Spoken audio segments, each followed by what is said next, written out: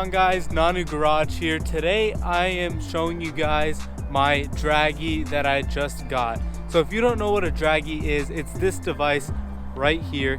And what this device does is you're able to place it inside of your vehicle and it'll tell how fast you're able to run various times, such as a 0 to 60 mile per hour, 0 to 100, quarter mile, half mile, eighth mile, 1 mile, 100 to 200. You're able to customize your own variables too, so you can go from X speed to X speed and it'll graph how long it takes you to do so. It also shows you a chart of how your speed is. So if your speed is really slow to begin with because you cannot hook, and then it gets faster and faster and starts to go up on the graph. So it's a super cool device and I'm learning how to use it and I'm starting to use it more and more. So today I'm going to be showing you guys how I'm setting it up in my Shelby Gt350 right over here. I'm going to set up the Draggy device, and then I'm also going to talk to you guys about the issue I had when I was recording the previous video and how it did not record on my iPhone, how I fixed it, and how you guys should encounter the issue if you guys have it. So let's get into setting it up in the Shelby Gt350. Let me show you how I do so. Then we're going to go out on the road and we're going to do some 40 rolls and graph it with our Draggy. You see a carku, call the cops, boy. AK all day, body start to drop, boy. Bamba jinya beat on, sari diyan street on. They're trying to lock us up, but we ain't gonna stop, boy. They're trying to lock us up, but we ain't gonna stop, boy. They're trying to lock us up, but we ain't gonna stop. Really slim, super small, and what you're supposed to do with it is face it upwards, so this side is pointing to the sky. So we have to find a surface to place it in our vehicle. Some people will get the 3M magnet that they send you, stick it on here, and stick their Draggy to the top here. This would be a great spot to put it. However, an even better spot I think to put it in the Gt350 is just simply right here. It may slide around a little bit while we're doing pulls, but it shouldn't affect anything, and it's just gonna sit chill right over here down in this little cubby compartment. So we're gonna have it sitting right here, and now it's connected to my iPhone. All right, so this is the application we're gonna be using. It's called Draggy Go, and we're gonna click into our application. It's on iOS and it is also on Android. So we're gonna simply just hit this connect button right over here. As you can see, it's gonna illuminate blue, and then it's gonna hit that check mark right over there. And now it's gonna be sending the data to the Draggy satellite. All right, so now it finished sending the data to the Draggy satellite. Only takes about 10 seconds. So now we are ready, and we can hit this video icon right up here in the top left corner. And when we hit that, we're gonna be granted with this screen right over here. Unfortunately, I left my windshield mount at home, and yeah. So now we have this magnet mount right over here, and the way the footage is gonna look is just like this. So that's the way we're gonna do it today, or we can tilt it and point it towards us. Whichever one you guys think will turn out better. So that's how we're gonna be rocking with it today. And let me show you now the one issue I had yesterday and how to fix it. All right, so now let's get into the issue I was having yesterday. Yesterday, I would hit the record button right over here, do a pull, and then when I was done doing a pull, I would hit the end button right over here, and it would not prompt me to this screen that you're seeing right over here. So the issue with it was I kept on ending my recordings, and it looks like it was never communicating with this device down here. Something was glitched with the app, and it just did not want to record it. So then what I had done is I uninstalled the app because I still had the history, the data sheets at least, but I just decided at that point, every time I would try to click on the one video it recorded, app would be crashing. So then I ended up reinstalling the app, and now after testing it out at home without being in the vehicle, it seems to be working fine. So hopefully we're able to get it to work smoothly today. So now it prompts you with being able to trim or add a video. So if we just don't want to do either, we can just click next.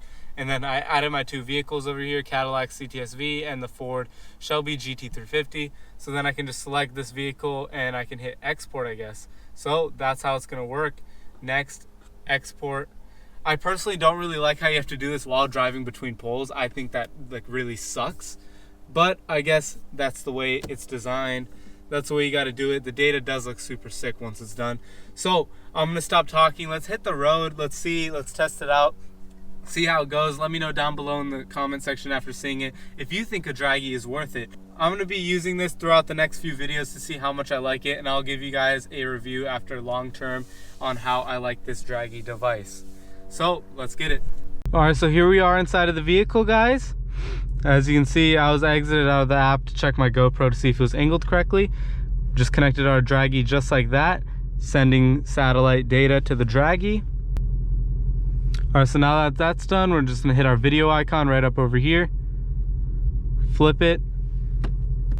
So now here we are inside of the car.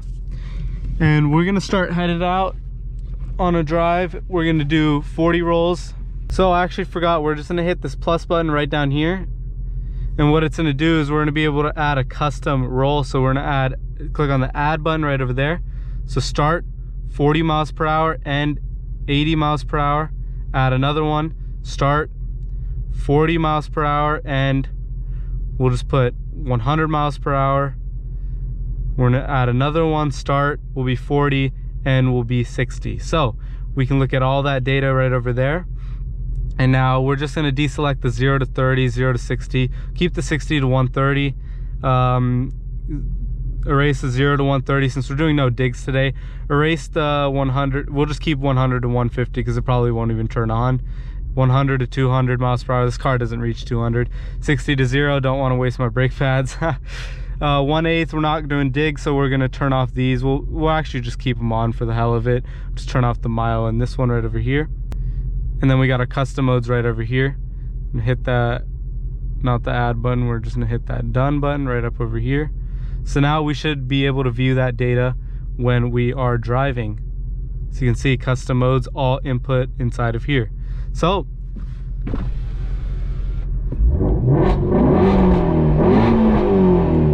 let's get it, baby. Woo!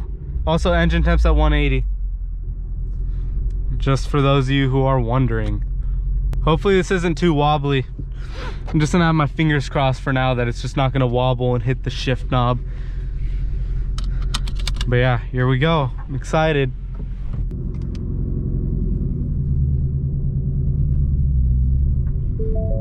Of course fuel level is low, man. I revved it once. Just kidding. The fuel economy is not bad or anything in here.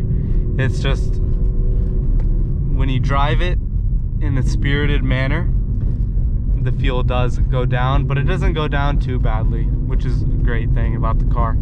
You could drive this car a spirited drive and you're gonna get around 12 miles to the gallon, and that's like sitting at 6,000 RPMs through back road canyons, absolutely just tearing it up in this thing.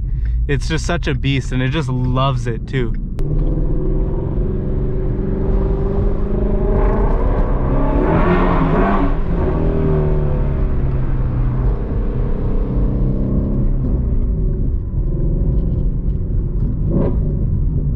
So we are headed down to Mexico at the moment. I will let you guys know when I get there. It actually is right around the corner right now. So we'll get into Mexico. We'll record our 40 rolls. Then I cannot wait to compare it to other vehicles like the CTS-V and yeah, just other vehicles in general, like the GSF I reviewed. Hopefully we'll do it on a C8, all those things in the future.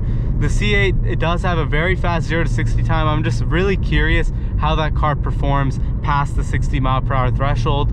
The car seems to be like wicked fast, but then again, it does feel like it gets a little slow up in high speeds.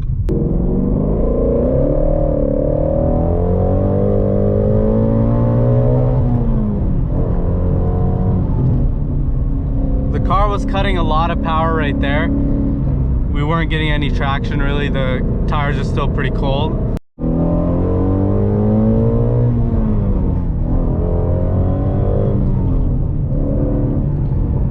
So the reason being for doing a second gear 40 roll is at 40 miles per hour in second gear, you have your peak torque and you're sitting at around 4,000 RPMs, which is where the peak torque is.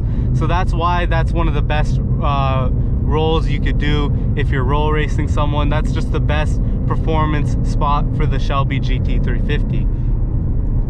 So now we're approaching our spot down here in Mexico. I'm gonna hit the record button. I wish the record button was quite a bit bigger.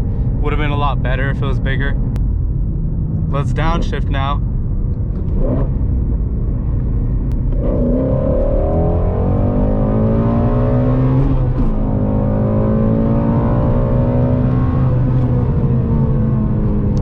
hooking really good.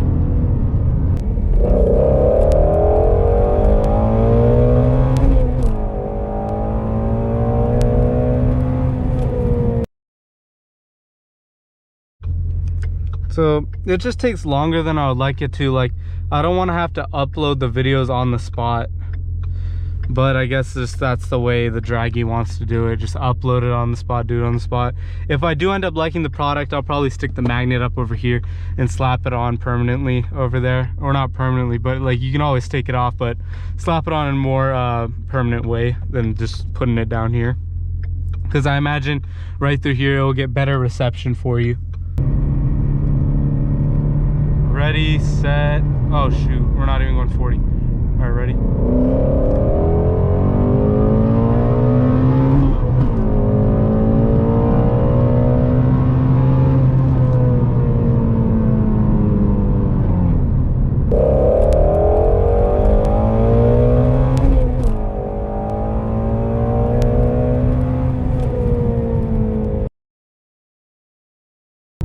Let me know down below in the comment section what videos you guys would like to see on the channel. Got the Shelby Gt350 and the Cadillac CTS-V. Let me know if you guys want to see anything in particular, and I would be happy to make it. So I think we're gonna hit one more pull in this car, and then we'll call it a day. And then in one of the future videos, we are gonna take out the Cadillac CTS-V and we'll do some 40 rolls in it and compare it directly to the ones we did today and how fast they are, and we'll be able to see what it's able to perform and do. So curious just to see the times and how it compares against the CTS-V. CTS-V has 640 horsepower, this has 526. The CTS-V is 4,150 pounds and this car is 3,800, I believe. So it's going to be very interesting. They're close in weight to each other. So I'll just love to see the difference between the two.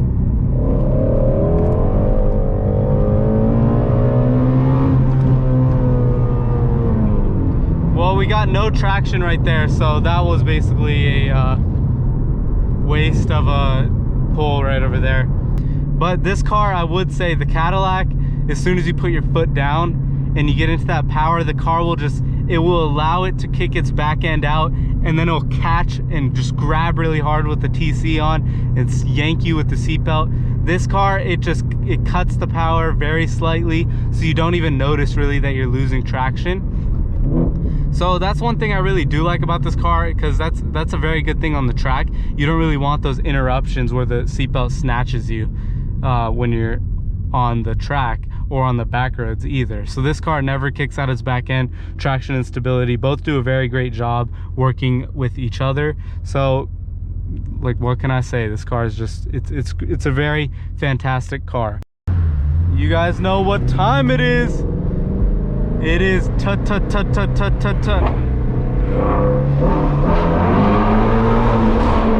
time. Woo!